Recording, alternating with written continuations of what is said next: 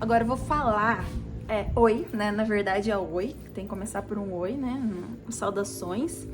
Eu vou falar agora a segunda parte, que é a história do livro As Três Vidas de um Paty.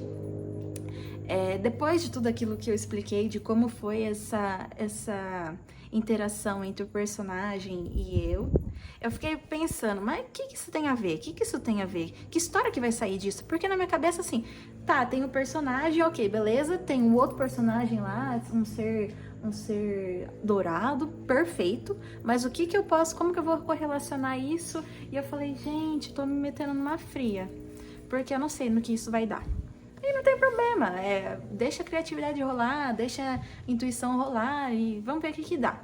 Mas as coisas aconteceram de uma forma melhores do que eu esperava, porque eu realmente não esperava produzir uma história que mexesse tanto comigo. Porque se não mexesse tanto comigo, eu ia deixar essa história pra lá. Eu não ia falar pras pessoas, não ia contar pra elas sobre essa experiência e simplesmente ia morrer comigo. Mas ela mexeu tanto com os meus sentimentos e tanto com a forma de eu pensar na vida, né, e nas oportunidades, que eu falei, acho que vale a pena sim mostrar e divulgar, porque ela me fez muito bem. Então foi assim. A história se passa na Índia Antiga, onde havia os 16 Mahajanapadas, que eram os 16 reinos complementares que formavam a Índia Antiga. Um deles, ao norte, era regido pela família de um Paty, que no livro explica muito bem. E o seu avô era o rei, o rei daquele momento. Seu pai era o príncipe direto, né, o primeiro filho, e ele foi o primeiro filho do pai dele, né, deste príncipe, de 7 filhos. Então o príncipe teve 7 filhos. A história foi que o primeiro filho deveria ser homem e ele se chamaria Ampati, que tem todo um contexto com o nome dele, né? E esse nome foi me dado em uma reunião também, que foi o mesmo 2018, não, foi em 2019 esse nome, que foi me dado. De repente eu escrevi esse nome, não sabia de onde que era, de onde surgiu, e aí no final do ano eu resolvi utilizá-lo. Então foi em 2018 para 2019, gente, tô ficando louca já. Foi 2018 para 2019 que eu resolvi utilizá-lo. E aí vamos para a parte da história novamente. Já me enrolei toda. Ampati nasceu. No momento em que ele nasceu, ele já tinha seu nome, porque eles falaram, tem que ser um homem. Vai ser a sucessão do rei, né? E ele nasceu com um problema físico, que ele não tinha nem os 2 braços, nem as 2 pernas. Naquela época, o que fazia com uma pessoa que nascia com uma limitação física? Eles simplesmente descartavam. Mas a sua mãe não permitiu que houvesse esse trágico fim, pelo fato de que ela havia sentido o amor durante a gestação e ela sabia que o universo tinha um plano diferente para ele, a divindade, né? Tinha um plano diferente para ele. Então ela suplicou para que deixasse ele vivo, e o pai não queria que isso acontecesse. Então o pai, depois que aceitou deixar ele vivo, ele começou a ignorar o filho. E o filho foi ignorado tanto pelo fato de que ele não poderia jamais ser um futuro rei pela sua condição física. Então essa criança nasceu muito conturbada, muito revoltada, não sabia o que fazia, não sentia amor por ninguém, pelo fato de sentir muita rejeição. E ele foi ter amor por uma pessoa quando a sua mãe teve a última filha, a 7ª filha, que chamava Randrati, e ele aprendeu na marra a amar essa pessoa, porque essa pessoa era a única que permitia com que ele ficasse com a mãe, né? Porque a mãe foi tendo vários filhos, tinha que deixar o primeiro, né? Por mais que ele exigisse determinados cuidados, ele era deixado de lado. E a mãe ficava com os filhos menores, né?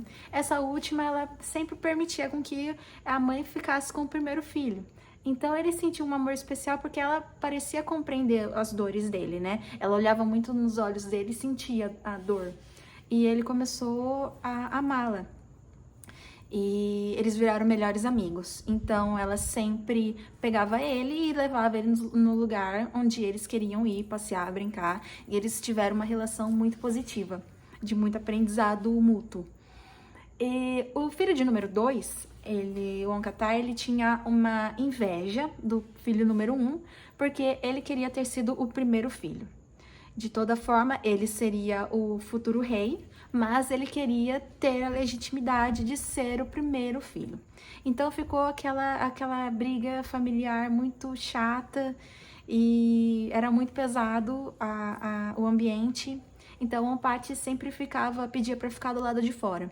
Ele era utilizado como oferenda também nos rituais, a fim de que o povo aprendesse a relação do seu mau comportamento com a ira do divino, que nasceriam seres como o Onpaty. Então ele foi usado para impor medo e respeito aos governantes, para que os deuses não tivessem a ira e não mandassem a ira novamente. Pelo fato que eles tinham feito umas guerras anteriores, né? Mas a história foi se desenvolvendo e Onpaty sempre ficava naquele lugar, na graminha fofinha, perto do lago. Ele ficava lá deitado, olhando o céu. E aí ele aprendeu a contemplar a natureza, a visualizar as cores de uma forma mais íntima, mais intrínseca, mais pela alma, né, do que só pelos olhos. E nisso, né, nos choros, no desespero, nos monólogos, ele quer descobrir, quer entender o motivo dele ter nascido daquela forma, porque era uma mistura de orgulho com desespero e diversos sentimentos que não mais cabiam nele. E uma dessas idas e vindas, dessa meditação, ele teve a visualização do ser dourado. Aí entra o ser dourado, que explicou para ele assim: você quer saber por que você pediu para nascer dessa forma? Ele falou: imagina, não fui eu que pedi para nascer dessa forma. Eu sou um castigo divino, castigaram minha família, eu nasci dessa forma. E a divindade, toda aquela plenitude, toda aquela educação, toda aquela sabedoria, mostrando: quando você estiver pronto, a gente vai ver os motivos de que você acabou escolhendo ter essa oportunidade dessa maneira. E aí ele teve acesso a mais 2 vidas anteriores, onde ele entendeu que ele carregava um peso muito grande pelos delitos cometidos e ele queria simplesmente limpar o seu coração, limpar a sua alma desse fardo pesado que ele carregava. Ou seja, ele visualizou uma vida 4.000 anos antes daquela época. Quando eu falei sobre a Índia Antiga, eu estava falando 600 a 500 anos antes de Cristo. Então, nessa outra visualização dele, foi há 4.500, 4.600 anos antes de Cristo, né? E ele era um soldado, um guerreiro, que depois tomou grandes proporções e virou um comandante. E eu não vou contar a história agora inteira, mas ele foi responsável por muitos erros, muitas coisas ruins, né, que eu não vou citar. Mas só para entender um pouquinho, né?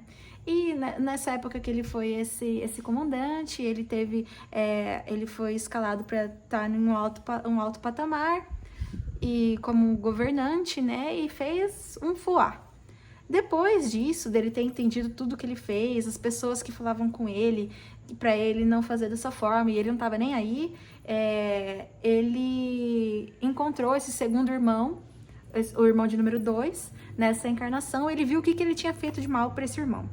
Aí, na hora que ele volta, ele meio que assim, né, vixe, tá, entendi essa parte. Ele queria melhorar, mas ao mesmo tempo ele ainda não estava satisfeito e ele sentia muito sentimento. Parecia que essa regressão espontânea que ele teve mexeu muito com ele, deixou ele pior.